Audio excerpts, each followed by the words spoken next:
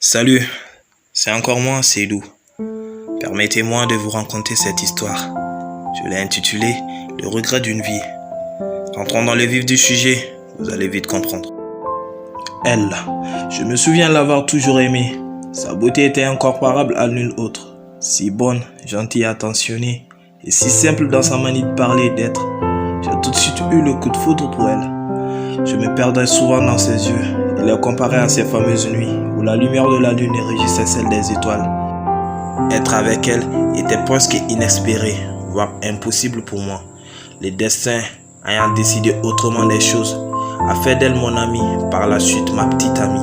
Elle savait tout de moi, ce que j'aimais et ce que je n'aimais pas. Elle adorait marcher à pied, et surtout quand on le faisait à deux, et que ça finissait devant un très beau coucher de soleil. On avait pris l'habitude de parler de nos projets, de notre avenir, de notre futur ensemble.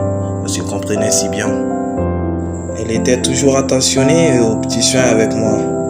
Ce n'était pas l'affection qui manquait, non, loin de là. On en avait des sujets de discussion tous les jours, et la plupart du temps, ça se terminait par des batailles d'oreiller. Et du jour au lendemain, tout s'arrêtait peu à peu. Même nos appels qu'on avait au quotidien se faisaient de plus en plus rares. Les SMS, n'en parlons pas. Nous nous sommes séparés malgré ce grand ressenti l'un pour l'autre. Et je ne peux m'en prendre qu'à moi-même. Je suis tellement désolé de l'avoir fait connaître ces moments-là de grande douleur, de solitude. Je n'ai pas été le plus attentionné qu'il soit. Elle a beaucoup souffert et beaucoup douté. J'en suis navré. Tu étais la seule à te battre pour cet amour. Je me rappelle même quand on se fâchait, elle était la première à s'excuser. Dès lors, elle en avait sûrement marre.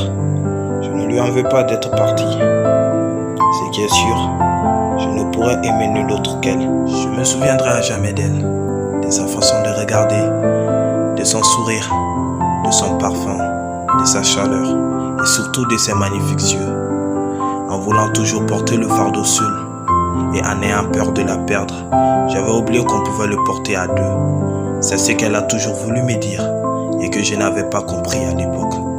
Désormais, je la regarderai de loin car elle ne m'est plus. Elle a enfin rencontré son homme et j'espère qu'il prendra soin d'elle et qu'il la rendra heureuse, chose que moi je n'ai pas pu faire quand j'en avais l'occasion.